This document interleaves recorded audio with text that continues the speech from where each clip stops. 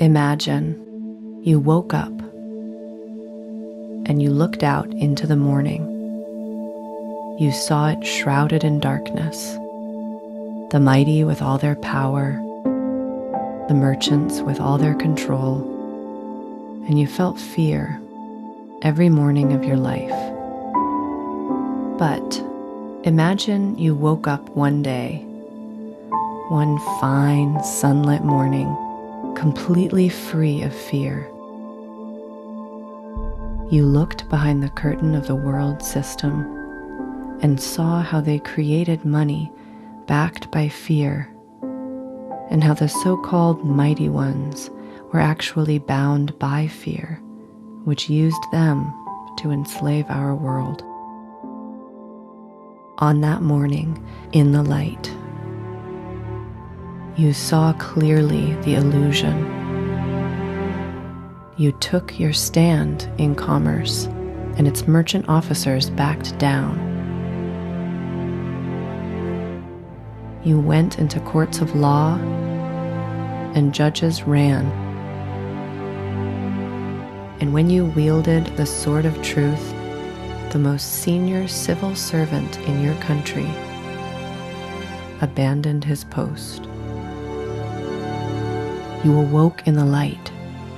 You found the keys, and something changed.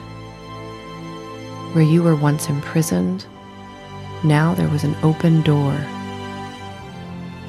So you began to travel the land, telling others.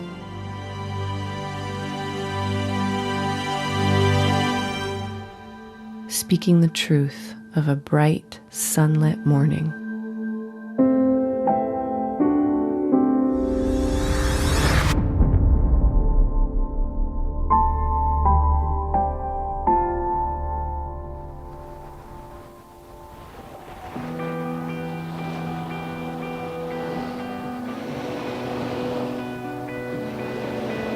I'm Josh Del Sol. Like many of you, I want to be part of a greater solution for our planet. And since 2013, when we released the documentary Take Back Your Power, the number one thing many people continue to say to me is, okay, so we get how the government and utilities insist on deploying this invasive and dangerous technology on our homes without our consent. But what can we effectively do about these so-called smart meters? What we've come to realize is there's simply so much at stake. And there are good people within the socio-political system, but the system itself is corrupt. So what is the next step? On my journey toward a solution, I have become friends with a man who, over the past 15 years, has come up with a roadmap based on his own astonishing experiences and results. He discovered the power of liability and how we can now use it to create real change. The story you're about to see is a true story. It's a story about all of us. It's a story where we can truly be in power. I want to introduce you to Cal Washington. So Cal, you're active in this movement to help stop the corruption and hold these companies that are deploying these radiation surveillance meters accountable and liable. Why are you doing this? What values do you have, and why do you feel inspired to do this? Well, it's at the point now where if the planet keeps going, or what we're doing on the planet keeps going, we are going to self-destruct here. We can't keep going the way we're going, and something has to change. And there's those that are in control or think they're in control, who have an agenda, and it's destroying the planet, and it's going to destroy human life and a lot of other life forms on this planet. So we have to turn around and go the other direction. And so I have to take whatever I have, my experiences and my understanding, and do something with it. And this is the opportunity that came, and I'm willing to do whatever it takes. Everyone has this sense of there's something not right, and it's something fundamental. There's like a fundamental fraud that what I thought was true, I'm finding out is not true. And that can be traumatic for people. But we're all kind of collectively as human beings having that experience. And you can see it in the uprisings in other countries, and they're trying to keep it out of the news, etc. But there's a definite feeling of dissatisfaction here, like there's something wrong. Once you understand why it's happening, then you need to understand what to do, and that's what this is all about. So it turns out there is a way we can actually hold individuals within corporations and governments accountable for what they are doing. And this has the potential to change everything.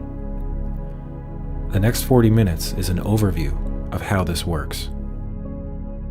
Although we focus on the notice of liability action for smart meters in this episode, the NOL can actually be used for other liability actions in which governments or corporations are forcing harm upon you or your family. InPower movement has now expanded to mandatory vaccinations, 5G technology, and a range of other agendas. Please go to inpowermovement.com to find the latest liability actions available in your country. So Cal, what is this notice of liability process that you have helped to create that we are bringing out? How would you describe it in 30 seconds or less? It's basically a counter offer of a contract that is being implemented to put a device on everybody's house. They've got us into a tacit agreement. This clarifies it and expresses the counter offer in such a way that those that don't want the meter can say, I don't want a meter. And if you do put a meter on my house, it's going to cost you X amount of dollars per day, per month, per week, whatever, however you want to do it, in order for you to carry out this contract.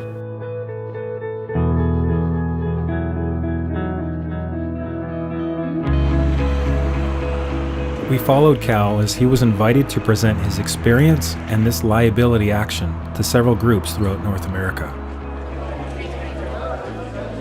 So what's happened here with the smart meters is that they have given you an offer to put a different gadget on your house. You already had a contract, they're trying to change it. They do it by tacit agreement. If you don't say no, you've said yes. So everything has to be done that way. It's all contract. And once you can learn this kind of thing, you can start to operate at that level. So it's a level playing field. So now things they try to do to you, you can see it for what it is and counteract it because it's all contract. And contracts have to be negotiated. So there's always a meeting of the minds. That's what we've done with this document. We've taken commerce, which is the Babylonian system of money, and we're using it, their type of contracts, tacit agreement, all the tricks that they do, we are using it against them. And they'll tell you you can't do that and that's bunk and all that kind of stuff. But I'm telling you, I've seen enough high-level officials run from this who know a lot more than I do, and they're scared of this. So it does work. It's all about liability. So basically, this process of the notice of liability is applicable for anyone to use, whether they have an analog meter, a so-called smart meter, or anything in between. Even if they have previously given their consent for one of these radiating surveillance meters, they can do this process at any time. Yes, because as you come into knowledge, even though you agreed to it, you agreed it without full disclosure, so that contract is null and void, and this is now the new contract. So in what countries is this system of commerce, the system, the way that things run? I would say every country. It's worldwide. It's a worldwide system. Commerce can be used for any issue on the planet, any country or anybody that's doing commerce, which is pretty much the whole planet. This is the system that's kind of hidden, and now you can actually use it. What this talk is about and the action we're doing is basically we're saying that all these illusions, these Wizard of Oz type things, we're saying you as a human being are now liable. You can't hide behind your position in a corporation or in a government. What I've noticed in all my dealings over the last 12 or so years is everything has to be done by contract because there's no authority. It's all commerce. Once you understand that, and you operate at that same level as them, not in ignorance where they've tried to keep you, the game changes. It's a game changer. You're now playing the proper game in the proper court.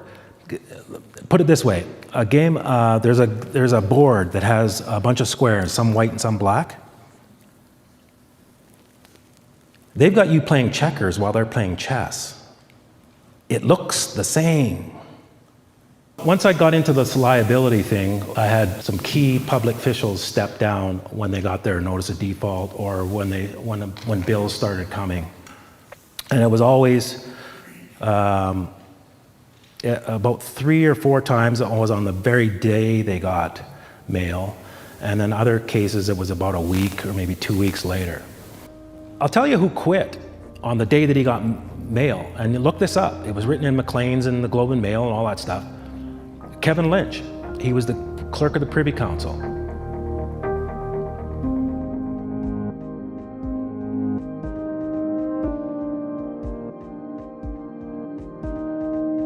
That man knows more about banking and instruments like I showed you in the Bills of Exchange Act, all that stuff than I do. He ran. There was no court. There was no lawyer. He just went, this guy knows this, I'm liable, I'm out of here. And you can read it. He had a press conference in the morning and didn't announce any kind of retirement or anything like that. And by noon,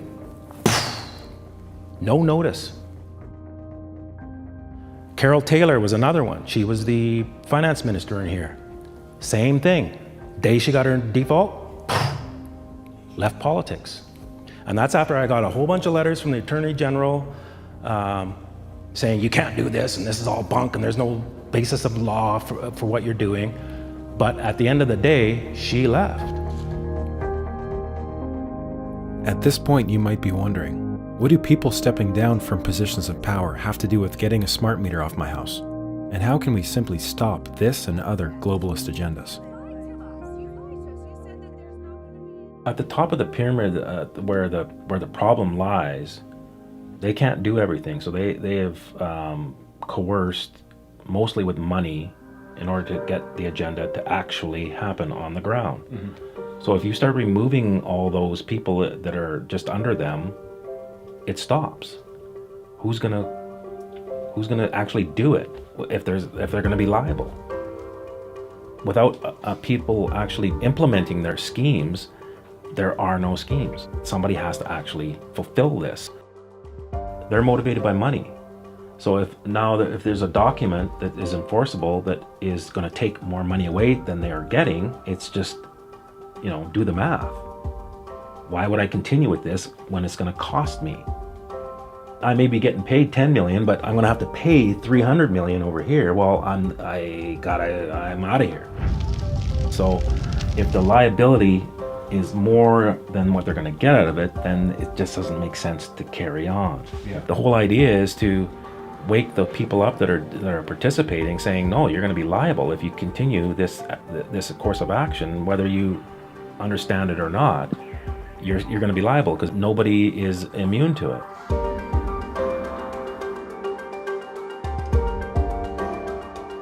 In a few minutes, we'll look at some initial seed group results and how the action works. For now, let's look at how the current corporate rule has actually been functioning, so we can take back our power on multiple levels.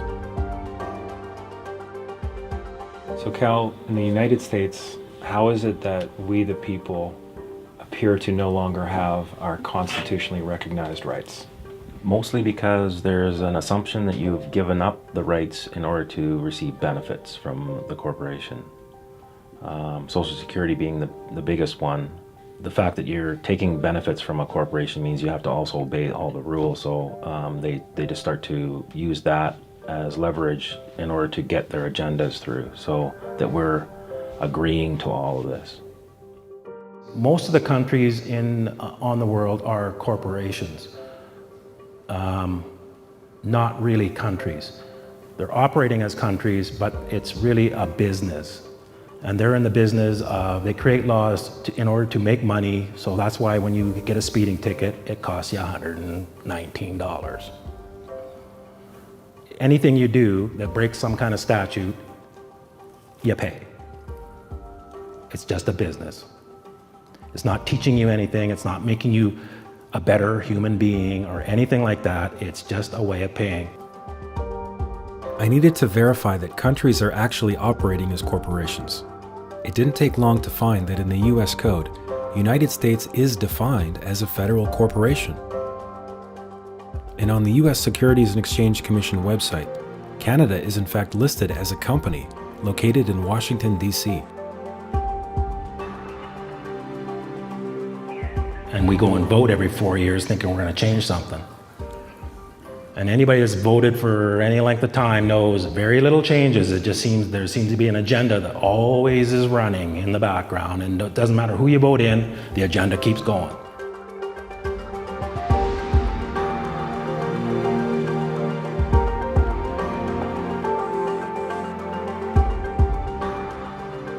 So I want to give you a diagram. This is the basic idea of how a jurisdiction works. This is you, and you work at Walmart, and you work in the automotive department. And there's a manager there, and he said, I'm going to pay you X amount of dollars per hour, and you have to show up here and put hours in as I say. And you go, okay, I agree to that. Now, what if the automotive guy tells you, I want you to show up on Sunday night at 2 o'clock in the morning when the store is not open? You could go to the manager of the Walmart store and say, this guy's trying to make me come in when we're not open. That's against your policy. The automotive manager cannot make you do something that's outside the jurisdiction of the Walmart store. Now, the Walmart store is in Detroit. This is a corporation.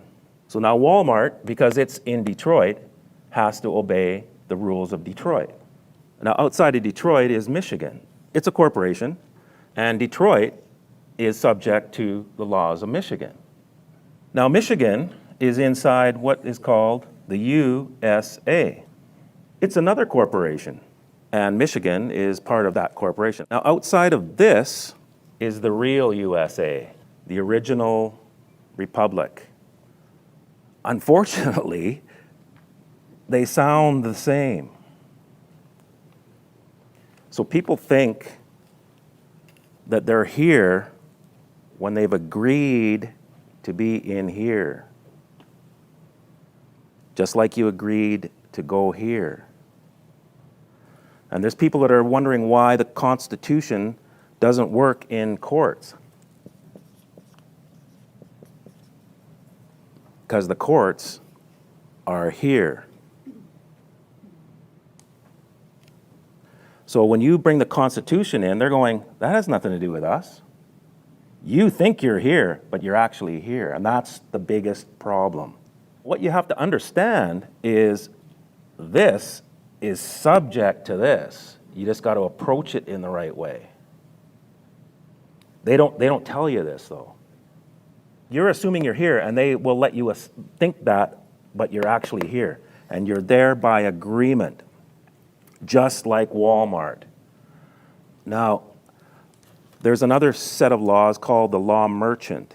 This law merchant is a set of laws to govern what we call commercial law or admiralty law. Outside of this USA, and actually part of this Republic of USA, which is the original, this is where the Constitution is what's called the common law. So the United States was founded on the common law, as was Canada, and they are still both functioning, but you got to know how to invoke them.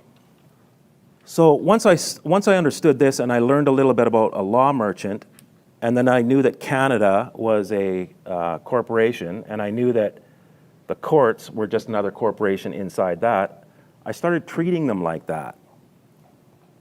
This is just business.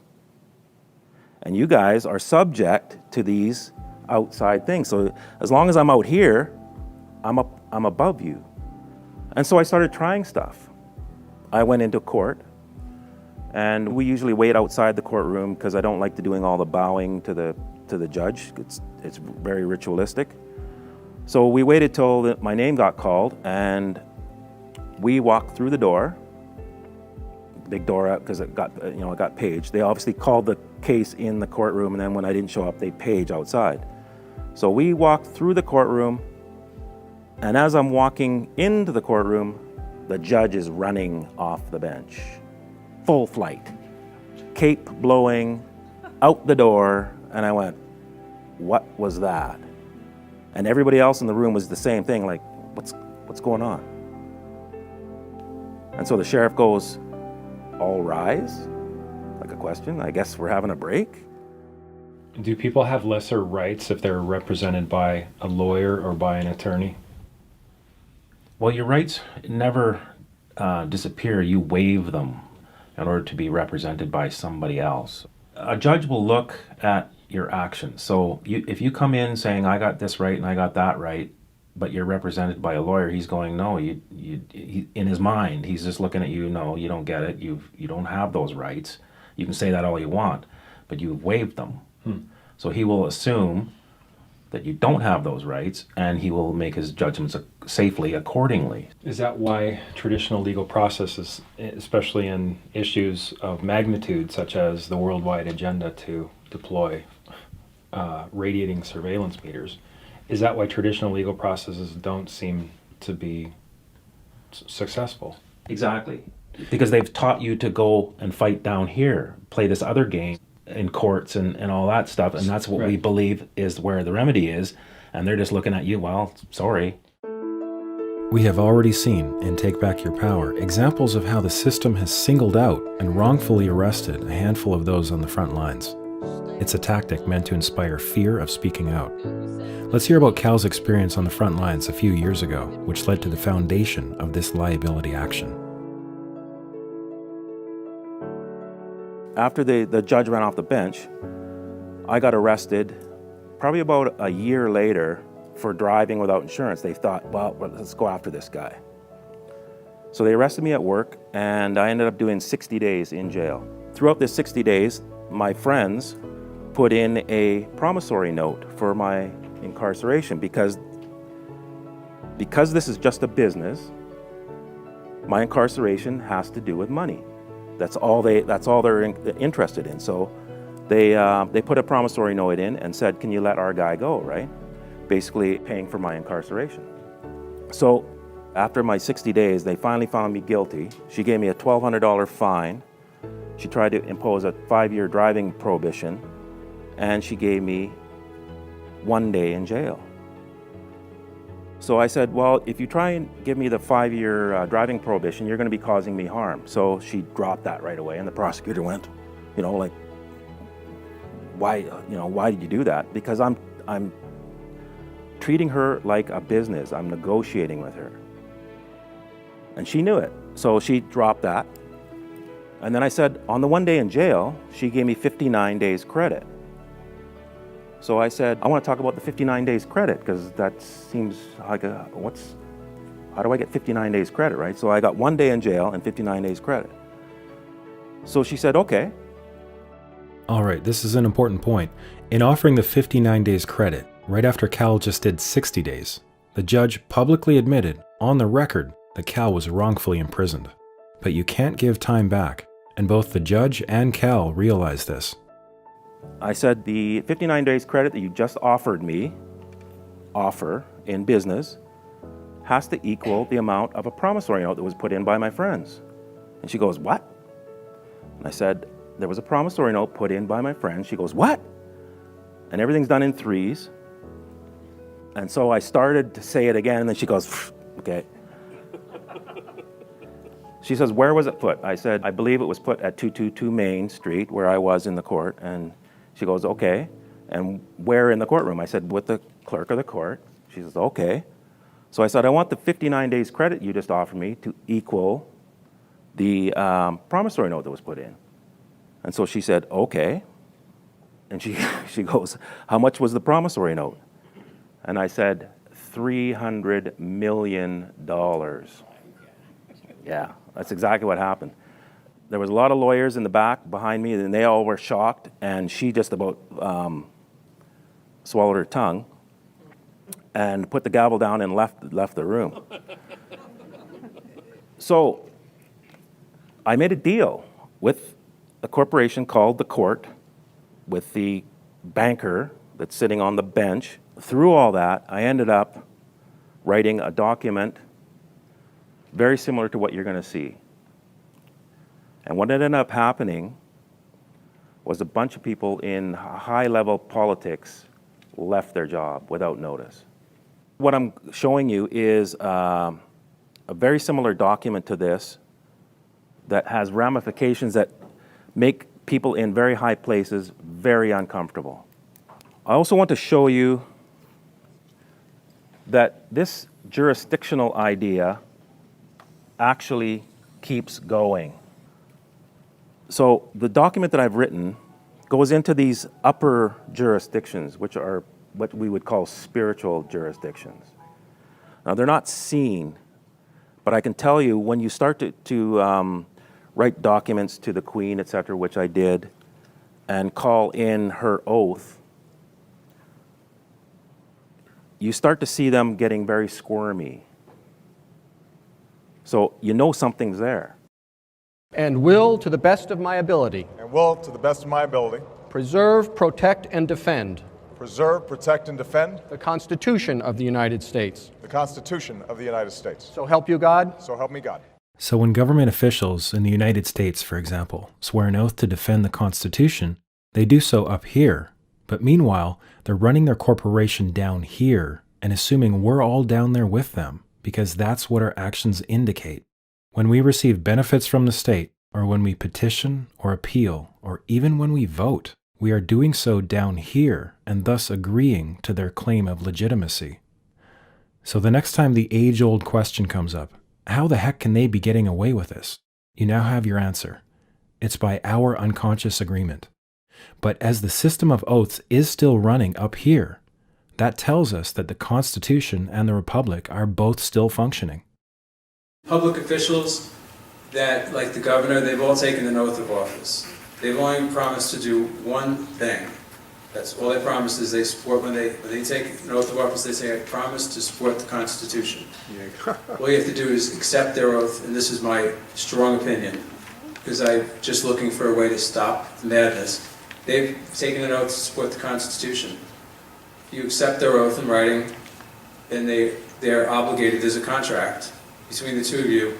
So if they don't honor your constitutional rights when you put them on notice, in my strong opinion, through my research, then they're not protected by their title. They're personally liable because they've stepped outside their role. So once we're aware of this, we can then operate from up here. We can call any government agent on their oath, and we can invoke their liability. By the way, this is the same setup in Canada and virtually every country. We'll learn more in episodes to come, but for now, let's investigate more into how all this is actually working on the ground.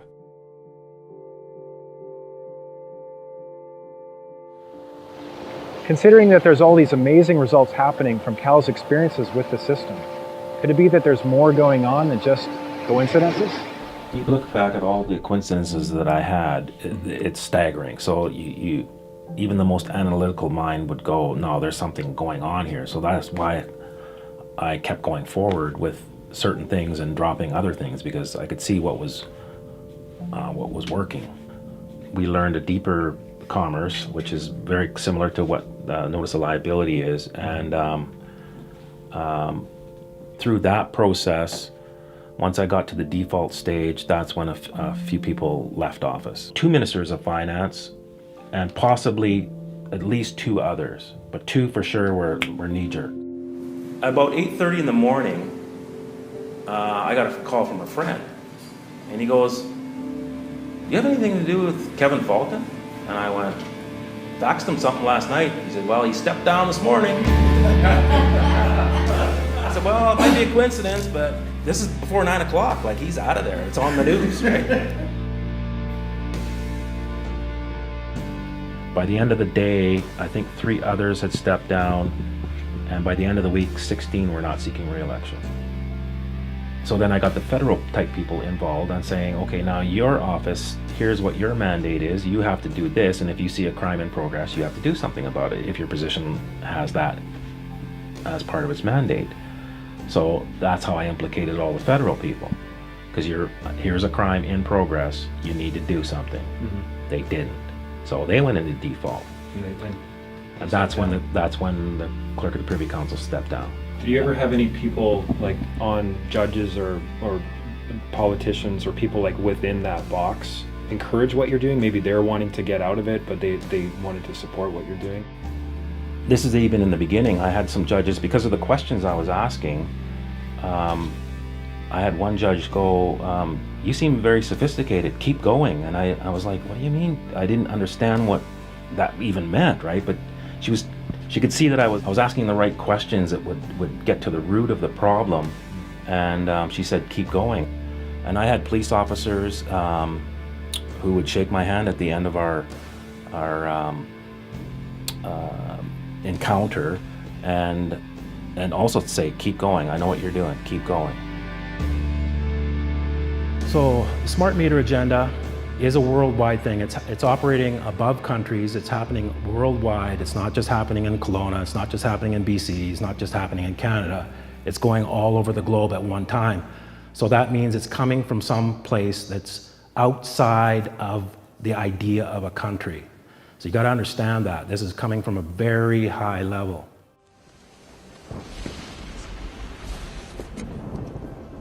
Let me tell you why you're here. You're here because you know something. So let's pause for just a moment and reflect on where you personally are in your relationship with what you're learning today. If you're feeling like this is all too much information at this time, we encourage you to take what resonates and set aside the rest for now. Tomorrow? Oh, but I want to go home now. You're not around. And keeping in mind that you can engage in the solution coming from pretty much any perspective. Let's continue. Who are you? Oh, I am the great and powerful Wizard of Oz. You are? I don't believe you. 6 years ago, smart meters were pretty rare. Today, 60 million consumers have access to detailed information about how much energy we use, how we use it, when we use it. So we can use that information to change our habits. The most exciting thing for me is that we have an entire organization that's gotten behind data as an asset for the first time in our company's history. And we get a lot of data. We do 221 million meter reads a day, which creates about a terabyte of data every day. We can mine that data. CenterPoint Energy actually works with a variety of government entities in terms of ensuring that we are well positioned. Use energy more efficiently.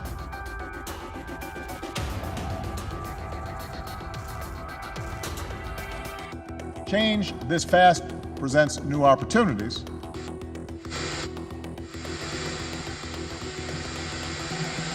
In early 2015, a high-level utility commissioner admitted that the residential surveillance data gathered by smart meters will be worth a lot more than the electricity itself, which is a $2.2 trillion market. So how far would they go, the corporate elite masquerading as government, on their conquest for money and power? What you're about to see may truly shock you, but it is very important now that we all see the type of mentality in the policy think tanks of our so-called government. I frankly think that crisis initiation is really tough. And it's very hard for me to see how the United States president can get us to war with Iran. Which leads me to conclude that if, in fact, compromise is not coming, that the traditional way of America gets to war is what would be best for U.S. interests. So if, in fact, the Iranians aren't going to compromise, it would be best if somebody else started the war. We are in the game of using covert means against the Iranians. We could get nastier at that. I would just like to suggest that one can combine other means of pressure with sanctions. I mentioned that explosion on August 17th. We could step up the pressure. I mean, look, people, Iranian submarines periodically go down. Someday one of them might not come up. Who would know why? War is a game to the sociopathic. Human lives expendable. Rights unimportant.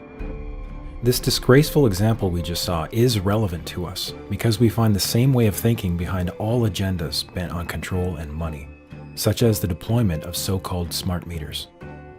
Take away the propaganda and spin, and we see a silent war with quiet weapons, which undermine, infiltrate, and colonize. These actions, just like crisis initiation, are deplorable, anything but constitutional, and deserve justice. I call it treason. And somebody's got to start saying this stuff, right? So you can't spy on people in their homes. That's in the Constitution. Here's the definition of treason. Adhering to their enemies, giving them aid. So if, whether they're a mayor or it doesn't matter what it is, they're helping this thing in, that's treason.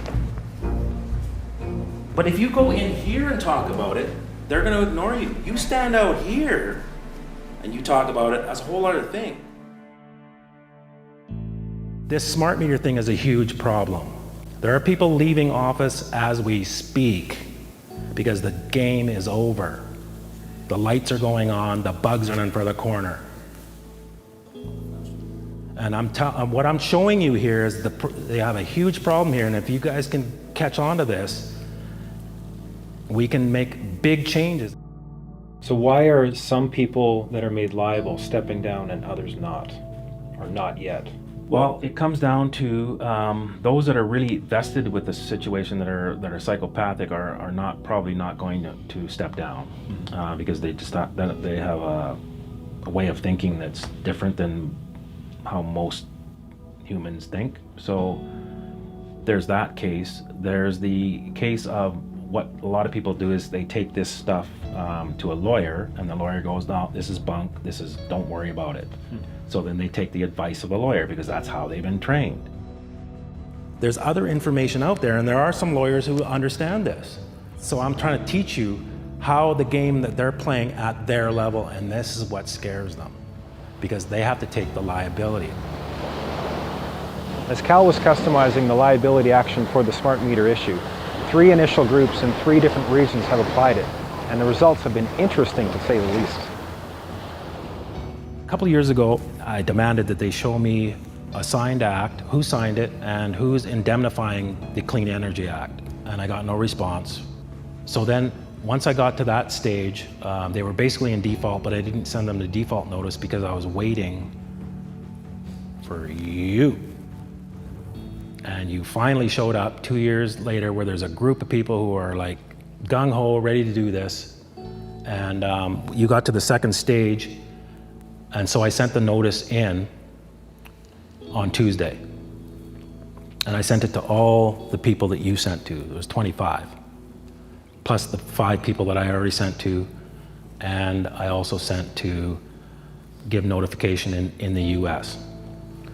So that just happened on Tuesday, so the mail would have probably been, some of it might have got there yesterday, and some would be hitting today and or tomorrow. And we'll see what happens with that. On January 30th, 2015, the CEO of Corix Utilities, the installer of these meters in British Columbia, received more than 100 notices of liability from people in Kelowna. On February 4th, he received a separate notice of default from Cal. On February 4th, the CEO of Corix Utilities resigned from office. It's worth noting that this action was also sent to the chair of the BC Utilities Commission, and in late 2015, he quietly resigned as well. Kelowna was one of the 3 initial groups that began to implement the liability action. Let's take a look at what's happened so far in the United States with groups in Seattle and Detroit. After being defaulted by just 21 people, 3 of the 9 Seattle City Council members announced they would not be seeking re-election, including one who resigned before her term was up. And on March 13th, the defaulted CEO of Seattle City Light, the 10th largest public utility in the nation, announced his resignation. In Detroit, it is all out war. The utility DTE has cut electricity to several homeowners, including the elderly as winter approaches, as part of what could only be called a campaign of terror. After being defaulted by another 21 individuals, the Michigan Attorney General began calling for a free opt-out. 4 of the 8 officers in the Michigan Public Service Commission who are being held liable are no longer listed on the Commission's website. And a city attorney in Warren, Michigan has also resigned, but not before sending a letter to one of the claimants stating that the utility has a budget of $20 million set aside for paying off state legislators. Especially at the outset, we can expect some resistance. In the Detroit Seed Group, 13 out of 14 who started with an analog meter have successfully kept it. The 14th was heavily propagandized and, like several others in the Kelowna Seed Group, eventually accepted a supposedly disabled smart meter. And in New York, a lawyer named Andrew Pedersen wrote a commercial liability process very similar to our liability action. To the governor, to the head of PSE&G, to the head of National Grid, to the head of New York Power Authority, and to the head of the New York State Public Service Commission. And I sent it out and I put them on personally, accept their oath of office, and I tell them that they're violating my rights, and if they don't stop violating my rights, I'm holding them liable for $300 million each.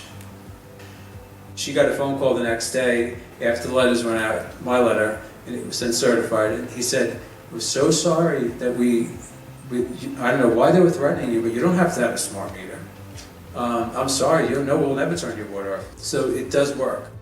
And in January 2017, a group of several dozen on Maui sent a modified version of Andrew's liability document and notice of non-consent to the president of their power company, which had been planning on blanket installations.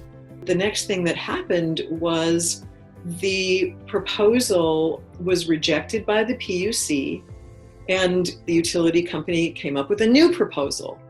And the new proposal contained nothing about rolling out smart meters, and it contained nothing about an opt-out. In fact, the utility pretty much completely reversed themselves and went from the blanket in the islands and you have to pay to opt out to now, if you want a smart meter, you have to opt in. You have to give explicit consent for the utility to install one. Correct. I mean, I wish that we could trust the utility, but we don't trust them. We're not just kicking back and going, hey, we've won and we can, go on vacation to Hawaii. I spoke with an anonymous insider working at a utility where the executives are being held liable. Well, I'm an employee with a major utility, and what the utility here has done is they have put together what seems to be like an actual war room filled with newspaper clippings, photos of the actual activist leaders themselves, photos of what people do to block the radiation. Some seem very successful. Copies of flyers for events, copies and photos of the locks with the notices beside them, with liability actually stated on the notices. And they're taking very seriously this action by people who are fighting back. They seem to be nervous about it. They don't seem to be as confident as they portray to be around here. So here's the plan. Phase 1 was about seed groups with a limited number of participants. And while there is no way to say for certain what factors are involved in each resignation, liabilities are indeed resigning. With the launch of the In Power movement, we are now in Phase 2, and with your participation, along with thousands of others, our goal is to stop this agenda completely. While the same liability action can and will be used in Phase 3 for other major issues where harm is being done, the target at hand is to get these so-called smart meter devices off all of our homes and return to safe and sane technology. Let's learn more about the principles behind the liability action. We're going to talk a little about contracts and the smart meters. And here's what has to happen in a contract. So if you've sold a house or a car or bought a car, this is the procedure you go through. This is a simple contract. Obviously contracts can get very complex, but this is what has to be in there, those 4 things. So they put an offer out there, so they send everybody a little flyer or a card or something like that saying, we're about to do this. And then they wait for a long enough period of time to go by, and if you don't say no, then they go ahead. And then once there's an offer, then there's a meeting of the minds and a negotiating of terms. So you have to give full disclosure. You can't hide stuff, otherwise it's an invalid contract. Now, you had a contract with your utilities, and they're trying to change it without full disclosure, because they're not telling you how bad the meters are. They're lying about it. It starts with an offer, there's a meeting of the minds, negotiating period, then there's an acceptance, and it has to be unconditional. The minute there's conditions on it, then the conditions have to be removed, right? It has to be unconditional. So when you bought your house, you said, I will buy it, but I have the condition on making sure I have the finances, or I'm on the condition that my house sells. And then the seller can agree to that or not agree to it. That's how it works. Once that's all cleared and there's an unconditional acceptance and everybody's happy, then there's the actual exchange. So that's how a contract works. So a conditional acceptance is a counteroffer, but it has conditions on it, and the conditions have to be met, otherwise the contract doesn't move forward. Consent is what they're trying to get from you for these meters, and they get it through tacit agreement. So what we're going to do is take control of that contract. And once you understand contracts, then you can get in the driver's seat of this thing, right? And there's nothing they can do because we're operating at a high enough jurisdiction that they can't get on top of you. If you come and put the meter on, I'm going to start charging you. Yeah, I'll take your piece, but you got to pay me $10,000 a day. That's my agreement. You put the meter on, it's going to cost you. Do you still want to do this contract? That's what we've done with this document. So we're going to tell them they got to remove it. It's a 3-part process, because that's the system, so we have to use their system against them. We restrict the jurisdiction. They can't take this into a court. This is a private agreement, just like buying a house. This is a private contract between you and that person over there. And because they put the offer out, this is the negotiation, and these are our terms to their contract. Okay? And if you understand the power of that, because they put the offer out, they can't back out. They have basically exposed themselves to a contract. They were hoping you wouldn't understand this. So they've been cheating us because we haven't understood how it works. That's correct. But now with this notice of liability, we're giving that tool into the hands of the people. Yes. So we're conditionally accepting their contract offer to install this device that radiates and surveils us in our own homes. We're doing a conditional acceptance with our terms, including a specific fee schedule. If they can't prove that there isn't a harm, then it's going to cost them money. And so money is what makes them think that they're thinking money, right? So you have to talk to them in money terms, not in this is hurting me, and they don't care. The notice of liability does give you the opportunity to do a lien. It has the ability to have a grand jury and get people for treason in the U.S. You can use debt collectors. All those things are available once there is a verified debt. So we need to consider what our motivations are inside, because if you're into it because you want to get some money, then you're into it for the wrong reasons, and you will get different results. And so if enough people do this, it will stop because nobody wants to take liability on. What are the steps necessary after sending the initial notice of liability? Well, then you have to send in a notice of fault that they haven't answered you, if they don't answer you. And if they do answer you, but it's not how they're supposed to answer you, then you send them a notice of fault saying that this is an insufficient answer. So then you give them another opportunity, which is grace, and that's again a biblical principle. So you give them another chance. At that point, then you put them into default, and then there is no more chances, and then the billing basically can start once they either put the meter on your house or done whatever is contrary to the terms of the contract. Okay, so what do we need to do as awakening human beings who care about our planet, who care about our families and our children and our grandchildren? What do we need to do to make this potential reality real? Actually do it. That's all. Send in a notice of liability. If we, the people, actually do something, there's nothing that anybody can do to stop it. It can't be stopped. if enough people on this planet wake up to what's really going on here and fix the problem at a fundamental level, the planet would run way better, and everybody would live in plenty. Everybody would live in a better, harmonious way.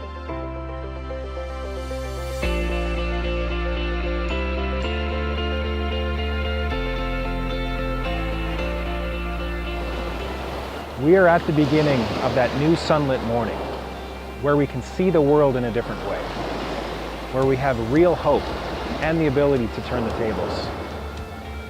The first step to do after watching this video is to go to the website inpowermovement.com and sign up for the Notice of Liability action. We will be with you and thousands of others, step by step, giving you everything you need to know that will affect change in your home, your community, and the world. We can finally affect change together. Go do that now, and we'll see you in the next episode.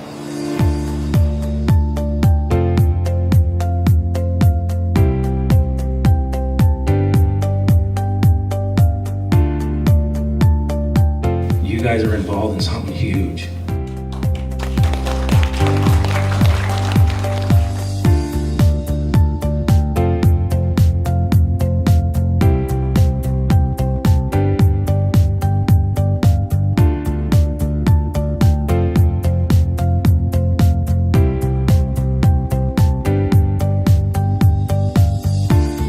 To say when I first passed out these letters that some people responded by saying, wow, that's a really intense approach. And, gosh, do you really think we need to do that? And I said, yes, I really think we need to do that. And so people did it. And finally, we are getting results.